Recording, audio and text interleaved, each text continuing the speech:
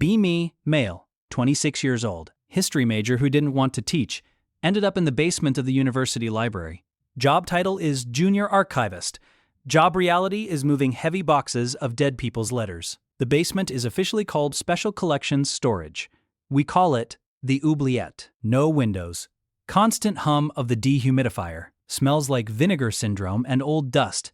There are 3 of us down here. The director, Mr. Henderson, he's 60, sleeps in his office half the day, obsessed with the Civil War. And her, Clara, senior conservationist. She sits at the workbench on the other side of the room, maybe 28, always wears a white lab coat, not ironically, hair always in a tight bun, held by a pencil, glasses that slide down her nose every 4 minutes. I counted. First day on the job 6 months ago. I walk in, wearing a suit that's too tight. Henderson waves a hand at a desk piled with boxes.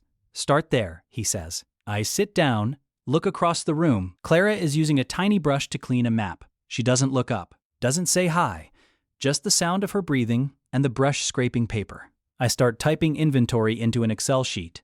Click, click, click. She stops, looks over the rim of her glasses.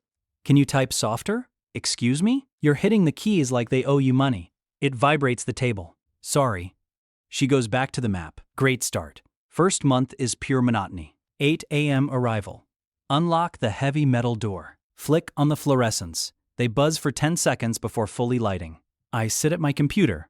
She's usually already there. She has a thermos. Steel, dented, covered in stickers from museums. She pours a cup. Steam rises. Smells like peppermint and something earthy. She never offers. I drink the vending machine coffee from the lobby upstairs. It tastes like burnt plastic. We barely speak. Just necessary work talk. Hand me that folder. Is the humidity logger working? Henderson is asking for the 1904 manifest. I watch her sometimes. Not in a creepy way.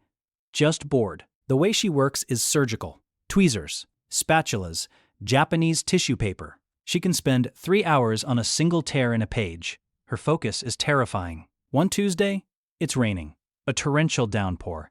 The basement feels damper than usual. I'm cataloging a donation from a retired senator. Boring stuff. Tax returns from the 70s. I hear a sigh. Look up. Clara is rubbing her temples. She's been staring at a microscope for 4 hours. You okay? Headache. The barometric pressure drops. I get a migraine. Oh, sorry. I have ibuprofen in my bag. I hesitate. Do you want some? She looks at me, surprised. Please. I get the bottle, shake out 2 pills, walk over to her station, put them on a clean piece of blotting paper. Never touch the work surface directly. Rule number 1. Thanks. She swallows them dry. Hardcore. I go back to my desk. 10 minutes later, thanks, she says again, softer this time. No problem. The silence returns, but it feels less heavy. The next day, I come in at 7:55 a.m. She's there.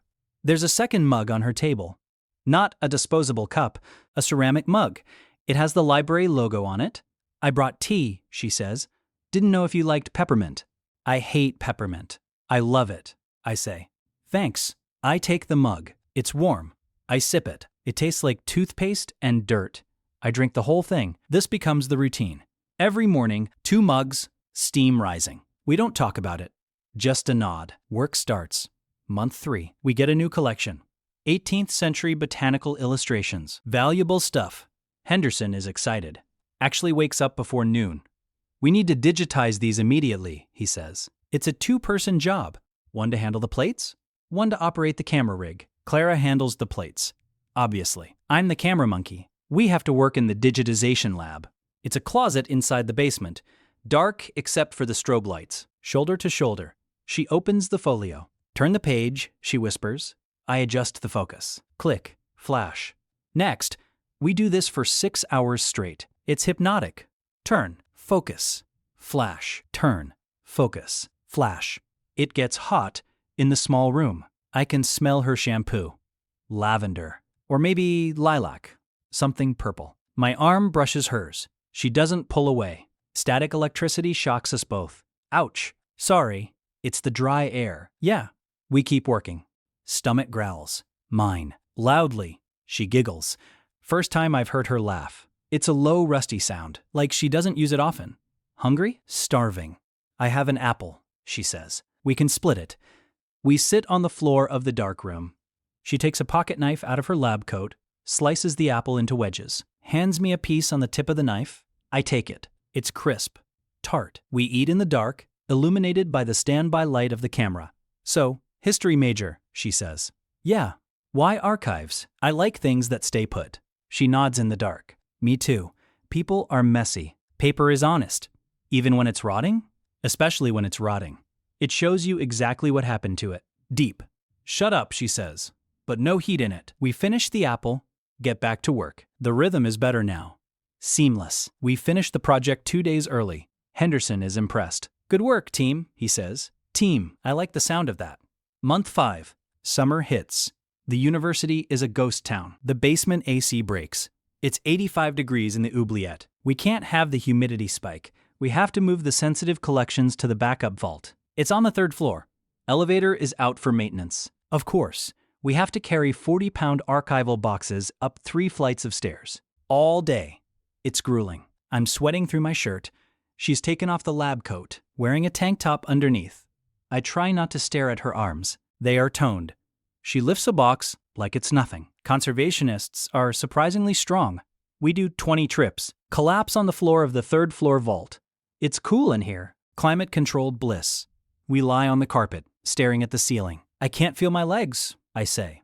I can't feel my soul, she replies. She turns her head to look at me. Face flush. Strands of hair escaping the bun. Stuck to her forehead. You're a mess, she says. You should see yourself. She laughs again. It's easier this time. We stay there for an hour. Just breathing. Hiding from Henderson. I should get water, I say. Don't move. Okay. I don't move. Her hand is on the floor, inches from mine. I could reach out, pinky to pinky. I don't. Coward.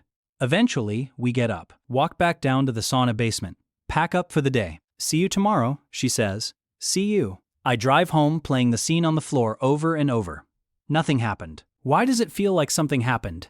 Month 7. Fall semester begins. New grad students invading our space, asking for access. Touching things without gloves. Clara hates them. She stands guard over the reference desk like a dragon. One guy. Brad. PhD candidate. Handsome in a generic way. He's researching local industrial history. He keeps coming to her desk, asking questions he could answer with Google. I'm cataloging in the corner, watching. She's polite, professional, but she smiles at him. A professional smile, tight. But still, I feel a burning sensation in my chest. Indigestion. Must be the vending machine coffee. Brad brings her a coffee one morning. Starbucks. Latte. Here, thought you could use a boost, he says. She takes it. Oh, thank you. That's very thoughtful. She puts it on her desk, away from the artifacts. She drinks it. I look at my mug of peppermint tea. It looks pathetic. I type louder that day. She doesn't scold me. At lunch, Brad asks if she wants to grab a bite at the student union. I freeze. Wait for the answer. Actually, I have a lot of work to catch up on, she says. Maybe another time. He leaves. She opens her drawer, pulls out a Tupperware. Leftover pasta. She looks at me. You eating? Yeah. Sandwich. Come sit. She clears a space on her workbench. I bring my chair over. We eat in silence for a bit. Brad seems nice, I say. Testing the waters. He's an idiot, she says. Mouth full of pasta. He tried to handle a tintype with oily fingers.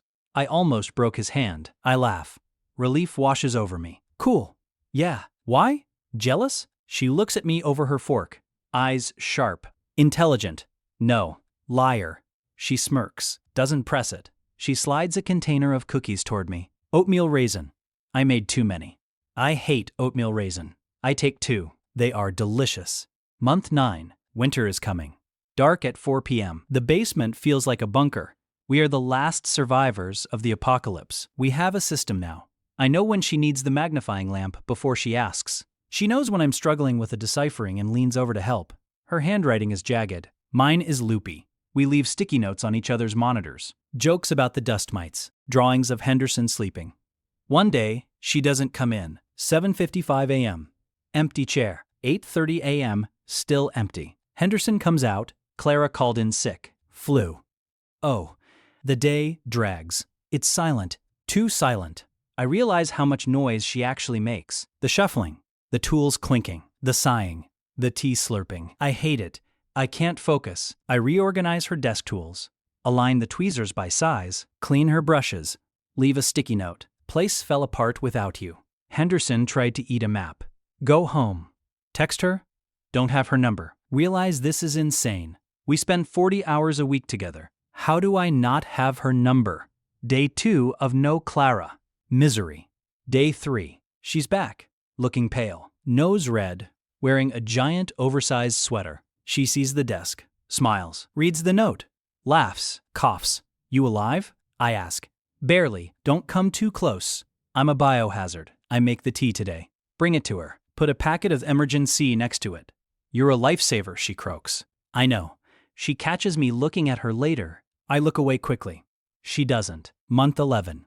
The incident. A pipe bursts on the floor above. Water cascades down the back wall of the oubliette, right onto the rare books section.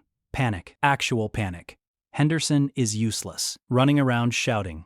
Clara goes into commander mode. Get the plastic sheeting. Grab the carts. We are sprinting, moving carts of priceless vellum. Water is pooling on the floor. Slippery. I grab a stack of folios, slip on a puddle, go down hard. Knee smacks concrete, but I hold the books up. Keep them dry. Clara is there in a second. Are the books okay? Yes.